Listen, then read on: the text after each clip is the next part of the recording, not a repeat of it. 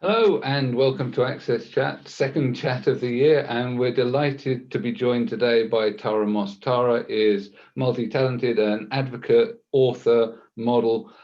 We've been waiting some time for this to come around because you got stuck in Australia, so the time zones don't work out terribly well between where we are and where you were. So I'm really glad that you had the patience to wait, and we're really glad to have you join us today. Can you tell us a little bit about who you are, what you're doing now, and how you came to be in the disability advocacy space? Because I'm a big fan of some of the stuff that you're putting out on social media and the message that you're putting out, but it'd be great for our audience to hear in your own words.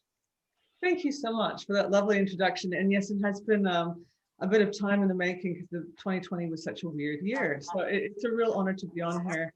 I am an author. That is my main job. So I have published a lucky 13 books so far in 4 different genres. I started out with crime fiction and then wrote a part memoir called The Fictional Woman, which was really about social advocacy issues and the experiences of women and girls. And followed that up with Speaking Out, which is a kind of manual for activists and people wanting to get involved in public advocacy work. And wrote a paranormal series, and my latest is The War Widow, which is a historical fiction book. So most of my days are spent like here at home writing. I did spend quite a while modeling. I was very fortunate to be able to travel the world and do that for a living, as strange as that industry is. And there are certainly some downsides there. If you read my work, you'll know I haven't been shy about the downsides of the modeling industry. But it was a real privilege for me to be able to travel and experience new cultures and people from a young age. I'm also a documentary host and sometime producer as well. So I've done a production on cyber hate for Australia's ABC. I've just finished a criminal investigation in Australia, which will be coming out later this year.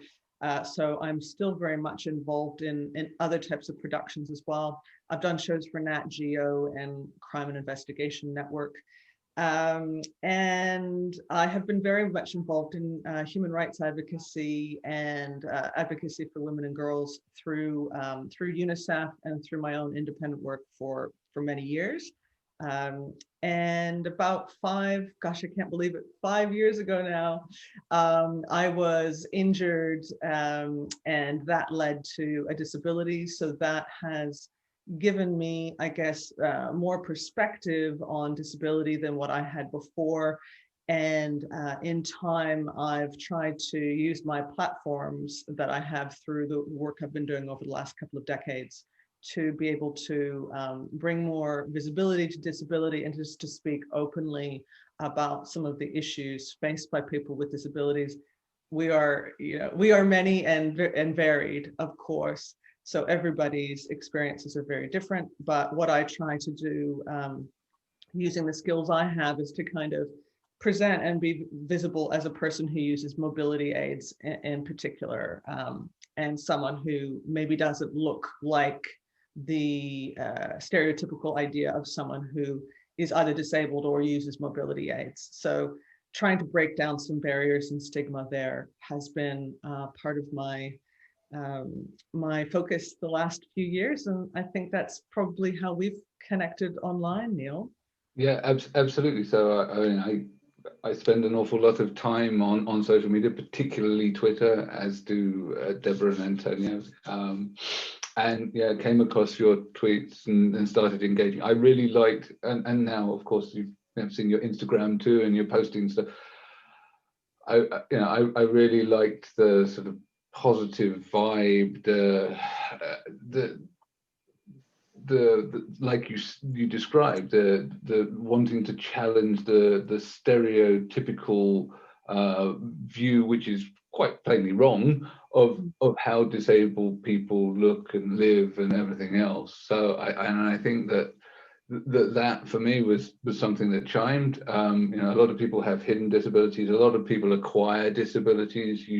you clearly got a very full career and all the rest of it. And I think that that is really important for giving people, resetting their expectations about us, our communities, our abilities. And I think that was one of the reasons why I wanted to have you on. But you also talk a lot about body image and the perception of and other people's perceptions. And I think that those are areas that are constant themes that we talk about over the years on our chats and with our community, because representation of disability tends to be either too negative or inspiration porn. And I think that you hit a sweet spot for me, in that you're living your life, you're doing all of your good stuff, and you're doing that. And then disability is just part of life, and it's a natural part of life. It's not an addendum. And that is where we would like, I think, to see more of this in the media. So how have you found that, working in the public eye, the reaction to you becoming more open about your disability and your use of mobility aids? Well, look, I have to say I was very anxious initially about being seen as someone who, wasn't going to recover. That sort of narrative about recovery was very strong initially. It was also the expectation. And when it was clear that I had CRPS, so I have a pain condition called CRPS, and that the prognosis was not, it wasn't likely to just kind of go away. I wasn't going to be returning to normal, to my previous normal. I had to really do a bit of a reset. And I know that part of that involved being anxious about, how people were going to receive this change. It wasn't so much my being anxious about my reality, because it was already my reality. Like, I was already living it every day. It was more, can I deal with what I have to adapt to right now, because it's new and I have to find new ways to deal with this in my daily life, and also deal with public perception right now. Like, can I take that extra load right now? And so I was anxious about that. My experience has been that reaching out and being open about my disability has been extremely rewarding and important personally for me. I understand that's not necessarily the case for everyone. They have to decide for themselves whether they want to talk openly about their physical condition and their disability. But for me, it was extremely positive. And I remember Tara and Wolfie is an Instagram page that I've set up specifically focused on disability and chronic illness and mobility aids and kind of the visibility around that. And when I started, I guess, expressing myself through Tara and Wolfie, I was finding a lot of other people in a similar situation and people I could relate to. And that just, I guess, we don't always walk down the street and find other people that we can relate to in that way. You go online and suddenly there's this incredible community. And that was something I guess I didn't expect to be as powerful as it's been. So the lesson for me has really been that the anxiety I felt about being open really was a bit overwrought, and that actually, had I reached out earlier to the community, maybe that would have been a better process for me in some ways. In terms of the media reaction, yeah, it's, you can't control how people are going to perceive you. So I've had all the types of reactions that a lot of people with invisible disabilities are familiar with. The idea that, like, you can't be disabled because, I don't know, you're leaving the house, or you dress well, or I saw you walk to your car and then get your wheelchair out. Like this idea that there aren't ambulatory wheelchair users, or that disabilities are static or easily seen. Those types of misconceptions are really still very much in the community and a real problem.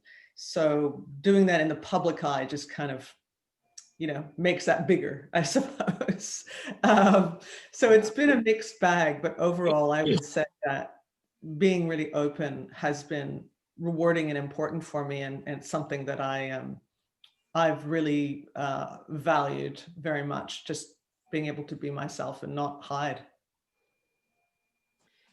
Tara, I'm really looking forward to reading your work. I'm really looking forward to, especially the paranormal one. I love books that address that, and I love historical stuff. So, but you bring up a really important point because, for example, my daughter was born with Down syndrome and trisomy 21, as she always tells me. But there is inside the disability community all this infighting. It's like, well, are you disabled enough? Yeah, but you're not. Yours are invisible. And people stopping. I have so many of my friends, including mutual friends, that Caroline Casey, Dr. Caroline Casey, is a mutual friend of Neil, Antonio, and myself. And she has people come up to her all the time, even though she's legally blind and she uses a cane, and tell her she doesn't look disabled. And I remember a couple of times when there were some programs when my daughter was in school that would help enrich her, and she wouldn't make the cut. And so it's like, these are really major social issues, because it's like, well, Tara, you can't be disabled. You're too pretty. You're too. It's a really important thing. And I've had people say, well, as I first moved into this industry in 2000, well, we don't want to hear from the parents. We don't want to hear from the parents. And it's like, but wait a minute, I'm part of the community. Don't you want to welcome people to the community? And then, of course, if you were born with a disability like my daughter, which is an obvious disability, as opposed to, sadly, my husband, who has a very much more significant disability now than my daughter. He sadly is in late stage dementia due to a traumatic brain injury when he was hit by a car as a child. It's almost like our dirty little secret in the disability community of how we infight with each other. No, the blind are more important than the deaf, are more important than well, we don't want to be part of your community. We see that all over the world. And I think that's why it's so important for women like you to step up and join the conversations. And I also really, really applaud, as a fellow woman, that you're focusing on girls and women and really helping empower that as well, because the intersectionality of disabilities we often also are not talking about. And the body image issues. On my other show, which I'm hoping you all come on, Human Potential at Work, but I was discussing with another woman, we were really talking about body images and throwing around a word that I have come to dislike, an N word called normal, because I just don't know what that means. And I feel pretty confident I'm not normal. I mean, who has purple hair? Well, I do. Too bad. I like it. I'm 60. Why can't I have whatever color hair I want to? So it's like, and that's such a little nuanced thing, but it's how do we allow people to be truly who they are and applaud every bit of who they are? My husband is not less of a human because he now has very serious dementia. He's not. And it's interesting watching how people treat him and don't think he doesn't notice it. So I just want to applaud so much your work. And I know it's not always easy. It's not easy. You've talked about that, but why did you decide it was important to step up and really own who you are? Because not everybody's doing that. Not everybody knows to do that. Oh, thank you, Deborah. Look, I touched on this before. I know that it is a privilege to be in a position where you can say you're disabled and still feel that you can put food on the table. Like I do know that that's an issue, and I won't mince words here. I've lost a lot of income and work. So that's real. Okay. But I feel like I'm in a fortunate enough position that I can be myself. I can present myself in an honest and forthright way, and continue to do the work that I love, being an author. I can, write from home, do this work. I'm my own boss in many ways, right? So I know that that's a privilege, but it became important to me, especially as someone who has a history in the human rights sphere, being an advocate in that way. What kind of an advocate would I be if I thought, well, this is something I need to cover up? It sort of puts shame around this aspect of my life, right? And I know that we can internalize that and feel this kind of sense of shame, like this is the part of me I don't want to share because it's bad, or it indicates failure, or it's a shameful or embarrassing in some way. So again, having given that caveat that I understand that it's a privilege to be in a position to be open about this, I will say that being able to be open has been empowering for me, and it has helped me to connect with other people who have chronic pain, who have disability, and who can actually guide me when I have questions, who can help to make my life more functional and positive in really concrete and real ways. And I wouldn't have that if I had remained kind of, hiding my mobility aids behind people's backs when the camera came out, because that's what I did the first time. And I realized I'd done that and thought, I'm not gonna do that again. I was using a cane initially, and I was doing an event, and the event was about my writing and so on. And when we did photos at the end, I put the cane behind someone, and so it wasn't in photos. Part of my mindset at that time was that this is temporary. I don't want the media to make a big deal of it. I'm not willing to take questions about this right now and have it be a focus. So I just wanted to kind of have it be invisible. But then I also realized that there was something else going on there, which was maybe a little bit of internalized ableism. So I worked through that and fought it. I guess it's a process for everyone to decide how they need to live, but and they need to make those decisions for themselves. But for me, really, if I had continued to kind of hide, I think that I just would not have anywhere near the same support that I have now. And I probably I wouldn't be as far along a track in terms of providing myself with the things I need to have less pain, to be more mobile and independent. I'd probably be still spending a lot of time in bed on bad pain days rather than getting in my wheelchair. I wouldn't have one. I'd feel like, oh, I'm not disabled enough, or I don't qualify, or, I just wouldn't understand that that's what they're for. That's why people, that's why they were made, is when people— They're tools. Yeah. Tools. They are aids for living and for independence. They are, this is an object of freedom that I'm sitting in right now. It's for freedom. It is not a sign of, failure, or you're not broken hard enough, or You're not confined to it. It's enabling you to go places. It's enabling you to not be confined to bed, to being on a bad pain day. So yeah, exactly. It's a positive thing rather than what it's perceived to be by many people as being pretty negative. So I think, Antonia, you had a question, didn't you? No, my question goes exactly on that direction. So Tara, where do you want to go now? Where do I want to go now? Everywhere. Yeah. I don't think any of us can do that right now, but I just want to keep learning and growing. I'm on my own, journey, if you will, regarding, managing my pain and my complex regional pain syndrome. And that's an ongoing daily process.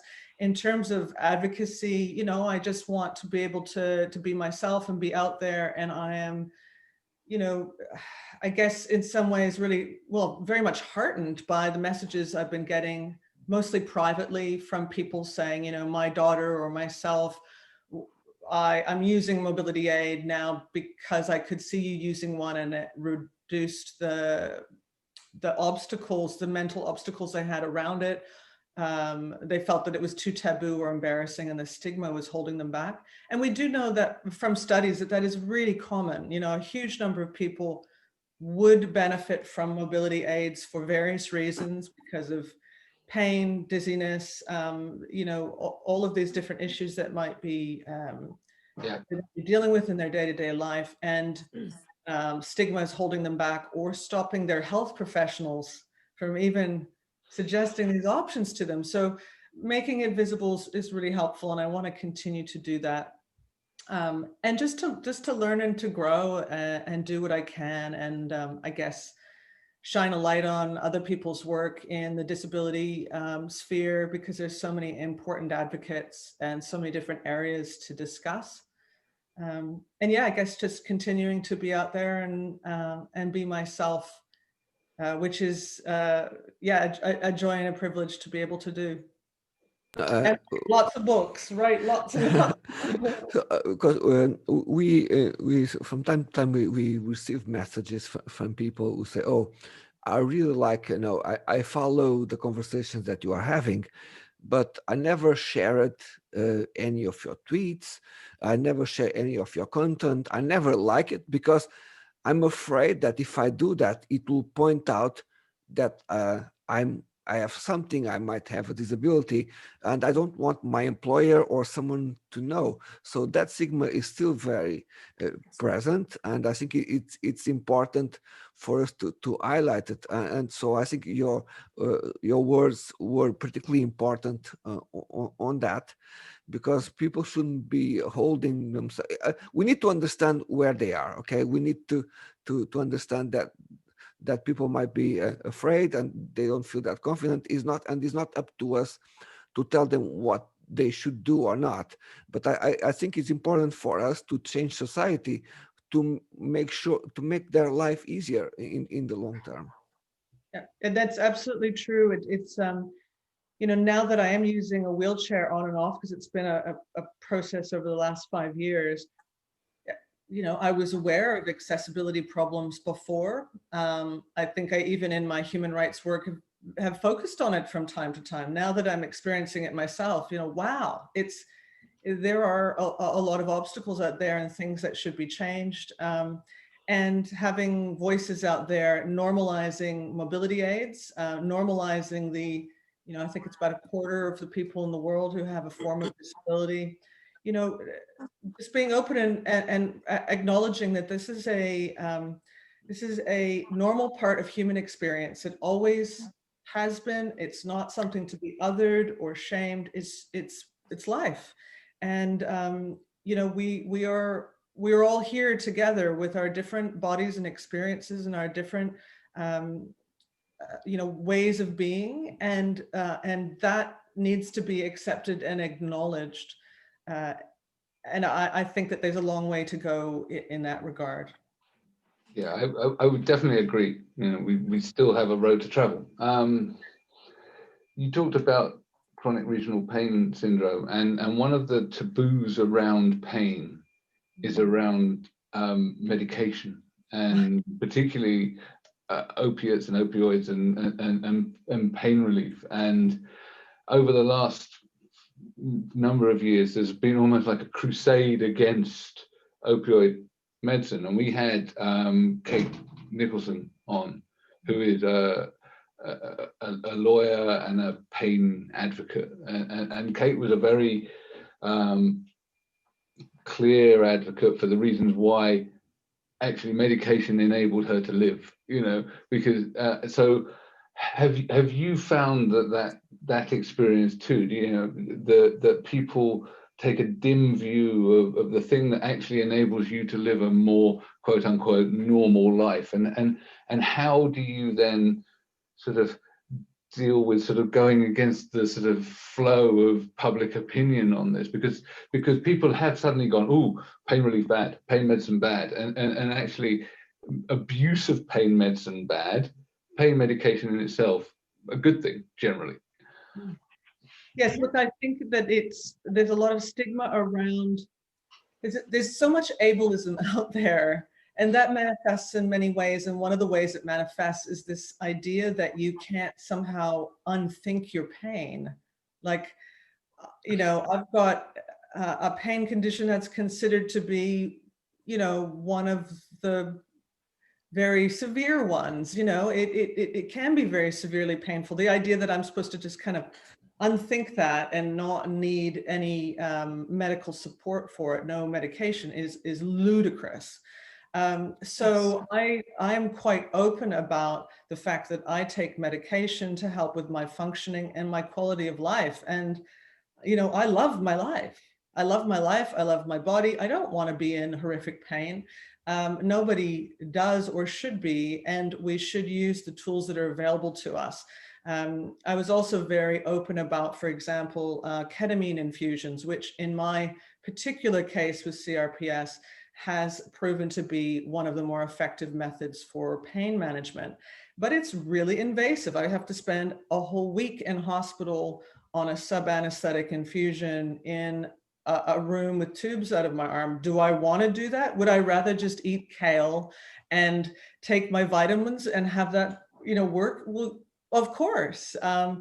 You know, but yoga is not going to do that. It's not going to do what this particular treatment, which is designed to, you know, suppress this pain response. It's not going to do what ketamine can do, particularly for my condition.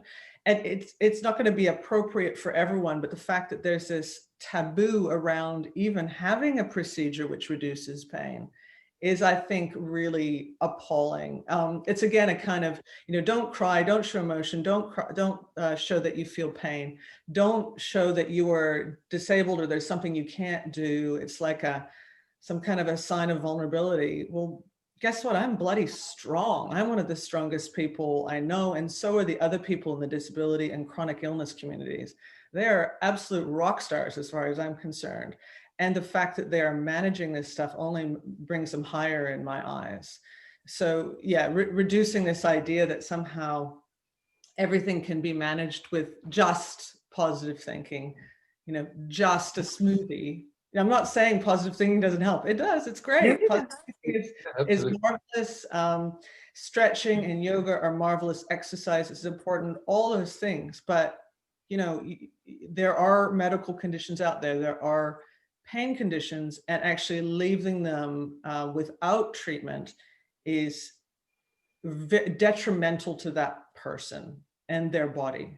Yeah. So this is not something we should encourage. People just, you know, dump things that are going to help them. That's not. But that opinion on pain relief and the sort of crusade against opioids has actually had a really detrimental effect on the community, because it's made it much harder for people, particularly in North America, to then be able to get access to the medication that they rightfully need to be able to live, you know, the fulfilling life that you're describing.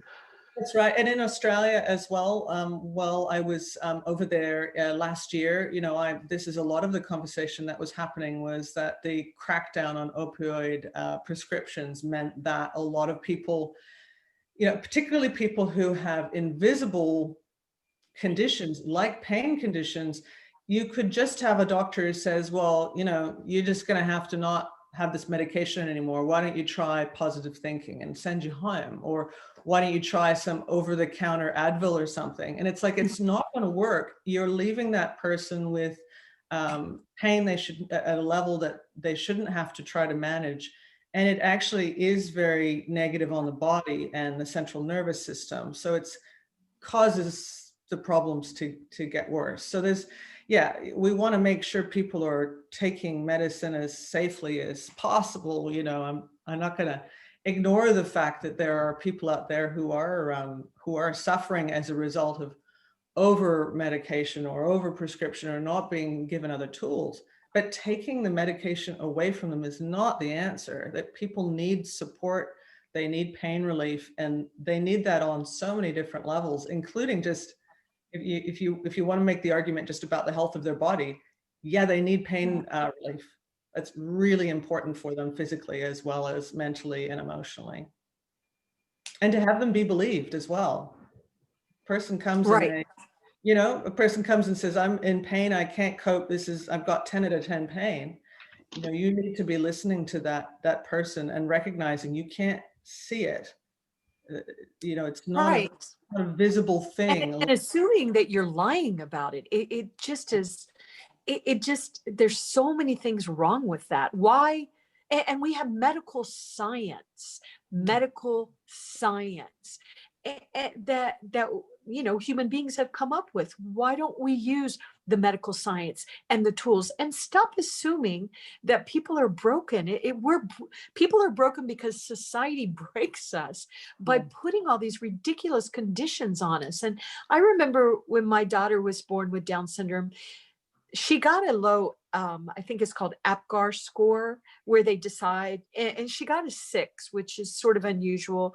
But she wasn't diagnosed for 4 months. And when they diagnosed her with Down syndrome, I'm not accepting it. I'm not telling anybody. I'm not, and because society keeps telling us, oh, your daughter's broken. And then even when people would learn about it, instead of being excited that I had this precious, amazing baby girl, they didn't even want to talk to me because they didn't know what to say. So, and we're seeing a lot of that right now, I think, with COVID-19. You know, people, the sheer losses, I mean, certainly here in the States, I mean, and I think that we have to stop defining what it means to be human. And that's why I think people like you, Tara, the work that, you know, that we're all doing, it is critical that we continue to say, stop it. Medical science has a lot to offer us, and yoga and spiritual thinking, light mind. I do all that stuff.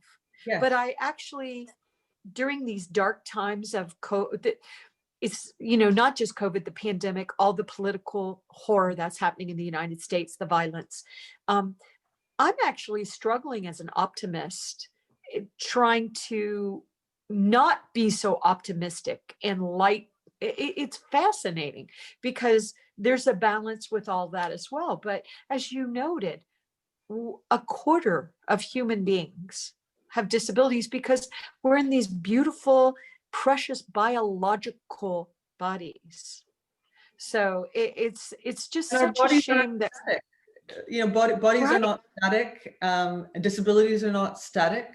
No. I think those are the things that I've found so fascinating, that there's a misconception around, you know, how you're disabled one day and then the next day somehow you're not because they saw you walk to your car, or I don't know, you switch the side you're using your cane on. So yeah, and you're like, that's because I had a handbag and I need, like, why do you even, and also, what is going through your mind business? looking at that? Yeah. Like, right. why? There's so many things wrong with it.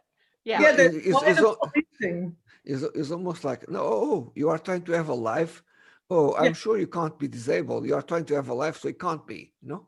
That's right. Or I think someone else mentioned, you know, they took away some disability parking, I think because they were using, you know, expanding the cafes out because of COVID, right? So the disability parking was taken away. And some people argued, well, they don't need that because they've got to stay at home because of COVID. It's like, wow. But actually disabled people have lives, and, you know, they, you know, it's just extraordinary to me. Or this idea, like, well, you can't use, if they're disabled, they don't really need disabled parking. Like, Wow. I don't understand how people can go through life not realizing that, like, a quarter of the people they see have a disability of some sort. Like, how can you think it's such a separate universe?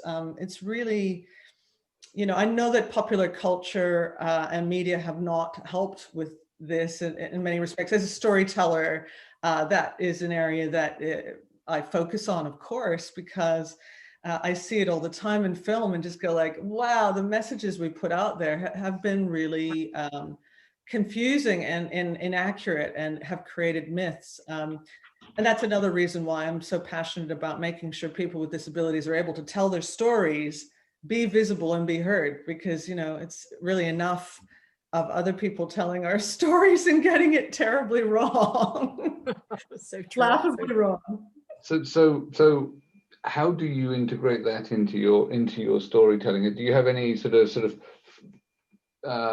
favorite character that, and how one of the other things that we were talking with a chap called Kurt Yeager, who's an actor, and he was like, well, I don't want to be the disabled actor. I don't want to be playing the disabled roles. I want to be doing the normal roles. How do you sort of weave the disability in? Because as you say, it's part of normal life into the character creation as you write your fiction. It's a good question. In The War Widow, it's historical fiction, as I mentioned, and it's set in 1946. You know, immediately post-war, of course, there's a rise in disability because of the conflict that had taken place for years and years. So it is natural to not only include disability, but to kind of describe the changes in the communities. It's set in Sydney, and at that time there were a lot of people, nurses as well, who'd returned from their work, but a lot of returned soldiers who had visible disabilities or scarring from injuries. And you know, there was this phenomenon where a lot of these men went off into the Australian bush to live in solitude because of the shame they felt or were made to feel with people pointing at them in the street and not accepting the visible changes that were there. So I think just mentioning some of that history, weaving the history in, it's a way of representing real life and fiction more fully. You know, I can't pretend to do it perfectly, but that is my aim. I don't actually need to make stuff up in a lot of cases. No. All I need to do is include it to That's right. actually acknowledge, you know, there's a lift operator, for example, in The War Widow, who's a returned vet, and, you know, he is an amputee and he was working the lifts, the elevators, and that was something that was very common at that time. It was a role for a lot of the returned soldiers.